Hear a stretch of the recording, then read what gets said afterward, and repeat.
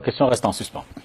Alors, sur l'affaire Bakassi, dont on sait quand même que vous êtes l'un des acteurs qui ont accompagné le Cameroun à cette victoire-là. Je vous ai dit, j'aime pas trop parler de l'affaire Bakassi. Ben justement, je sais que vous n'aimez pas en parler. Oui. Ben je vais vous titiller là-dessus. Bon, on va voir, on dira, mais ne m'en voulez pas si je vous dis juste ce que je peux dire. Parce que j'ai toujours dit... Maurice Kamto, quel était votre rôle?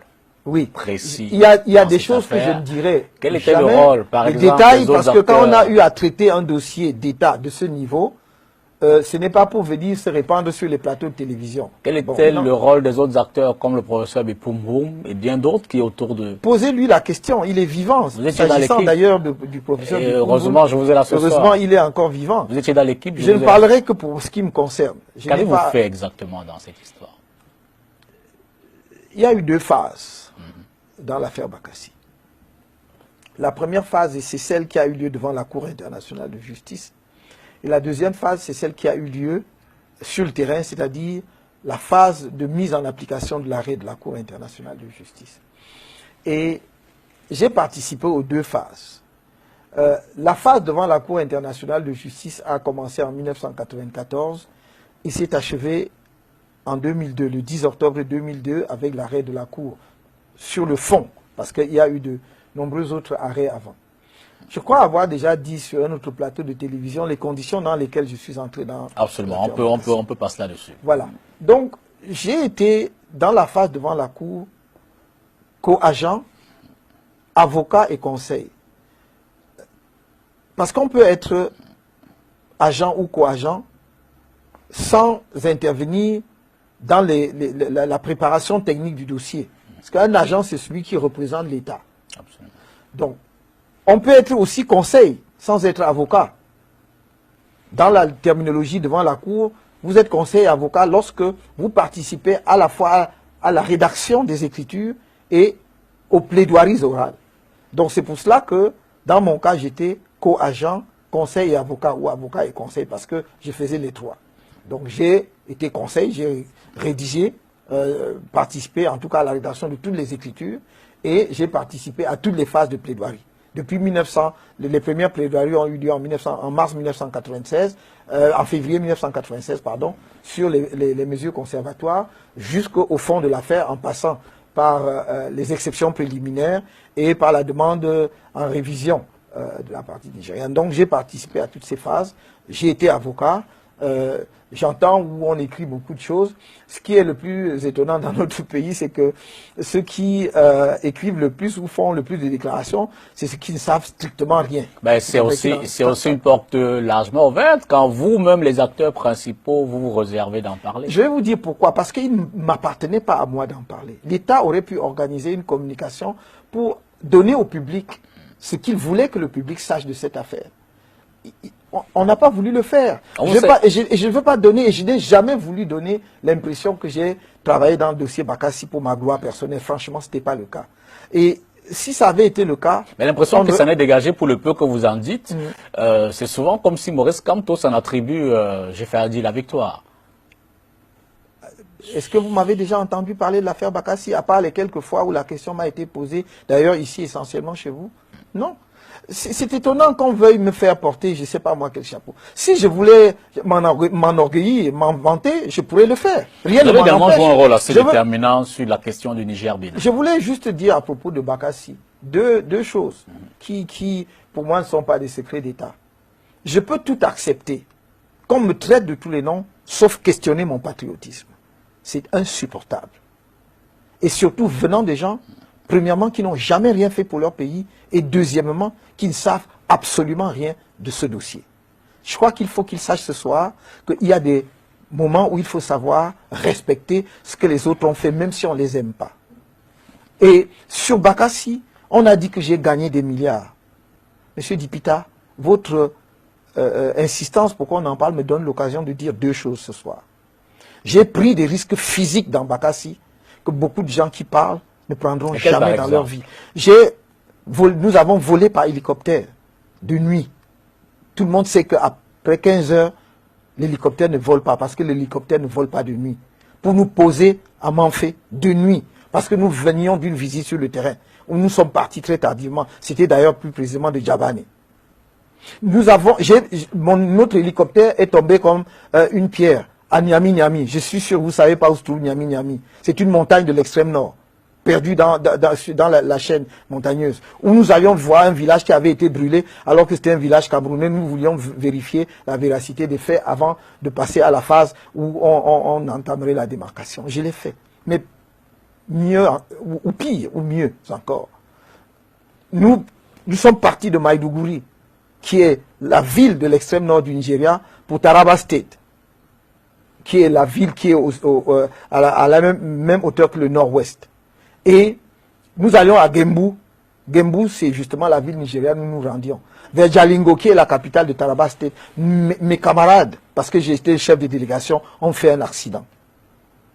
Entre autres, Abanda, il est aujourd'hui décédé, paix à son âme. Mais les autres sont vivants, M. Akamba, ils ont fait un accident.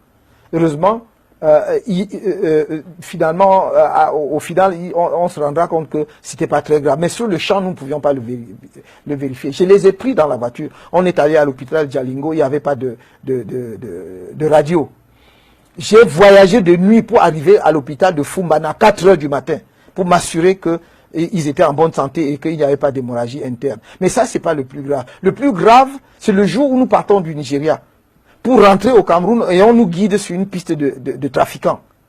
La piste de trafiquants, les véhicules ne se croisent pas. Parce que c'est une piste creusée à la main. Une seule voiture peut descendre. Notre voiture était encastrée, c'était un 4x4. Nous sommes sortis à 1 heure du matin pour chercher dans les villages avoisinants si on pouvait trouver une hache pour enlever les racines qui encastraient notre véhicule. Quand nous sommes arrivés vers Sabongari, les populations étaient époustouflées, abasourdies, parce que trouver des citoyens, j'allais dire presque normaux, dans de telles régions, c'était inhabituel. Et il y a des gens qui viennent questionner mon patriotisme là-dessus. On pouvait se noyer combien de fois Est-ce que vous êtes remonté après ces gens, Maurice Kamto? Non, je ne suis pas remonté. C'est peut-être l'occasion de leur dire ce que ça vous a rapporté aussi ce soir. Très bien, ça vous a rapporté. Très bien. 15 ans déjà que le professeur Maurice Kamto a participé à la rétrocession de la presque île de Bakassi, qui avant le 14 août 2008 était gouvernée sous l'autorité du Nigeria sous les guides du président Oba Sanjo. Plusieurs années se sont écoulées donc et le gouvernement Biya a choisi ses zéros sur la rétrocession de ce surface camerounais. Et aujourd'hui même, 14 août 2023, 15 ans après, les autorités du gouvernement Biya veulent célébrer, ou bien vont célébrer l'anniversaire de cette rétrocession à l'hôtel Hilton de Yaoundé. Et observez bien la scène, ça serait certainement sans Maurice Kamto, parce que nul ne doute que depuis 2011 que le professeur Maurice Kamto est parti du gouvernement et a été porté à la tête du MRC en fin 2012. Eh bien, il est devenu un cible, pas les moindres, du gouvernement Biya, qui ont atteint le paroxysme de leur jeune après l'élection de 2018, lorsqu'il était arrêté injustement à Douala et qui s'est vu séjourner à la prison centrale de Koningui pendant près de 8 mois et plus. Et donc, même si le professeur Maurice Kamto choisit d'être prudent lors de sa sortie, lorsqu'il parle de cette affaire de Bakassi, c'est parce que c'est un monsieur pétri de patriotisme. Eh bien, sachant qu'à cette époque-là, il servait son pays, pour lui, il continue de croire que c'était un honneur d'être choisi, comme tout autre Camerounais, pour pouvoir être agent, conseil et avocat dans ce dossier-là. Il était également au service d'un homme qui était au pouvoir, le président Biya. Et même si aujourd'hui, c'est très contesté de savoir à qui revient la gloire, ce trophée que les Boris Firet du RDPC s'apprêtent à accorder à l'homme de 82, est-ce qu'à côté de cela, on pouvait également avoir un autre trophée pour son agent sur le terrain? C'est une question qui malheureusement ne peut pas être répondre à l'affirmative lorsqu'on connaît les pratiques de l'ordre de 82 qui veut tout faire pour laisser dans l'oubliette des acteurs qui n'ont pas été à leur solde. Vous avez vu que Maurice Kamto, dans les médias publics, est généralement traité d'un non-patriote. Vous l'avez constaté à travers les simulations qu'on a toujours mis à l'actif du MRC. Donc, il a l'honneur de conduire sa destinée. Et tout ça n'est pas fait anodin. C'est parce que Maurice Kamto connaît la machine RDP6 et connaît les antidotes de cette machine-là. Cet antidote qui n'est rien d'autre que l'éducation de la masse, la sensibilisation du grand peuple.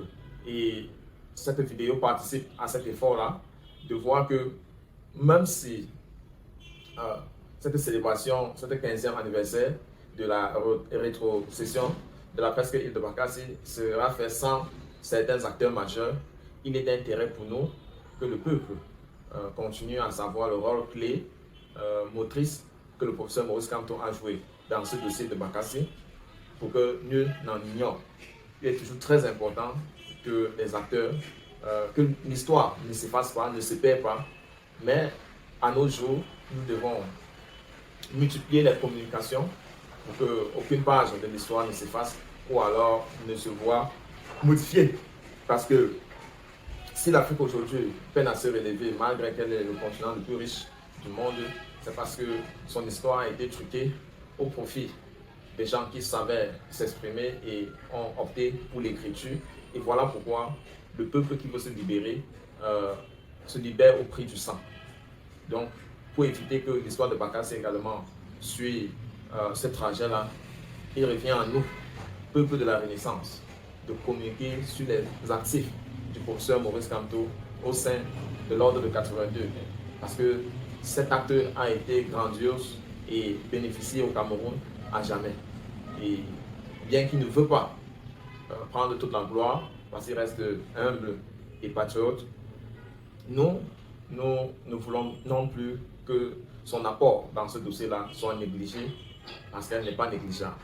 Dites-nous en commentaire ce que vous pensez du discours que tient l'ordre de 82, 15 ans après, et pourquoi le professeur Maurice Kamto continue à ne pas faire de cette affaire véritablement, de ce dossier, un véritable cheval de bataille, parce qu'elle en est un.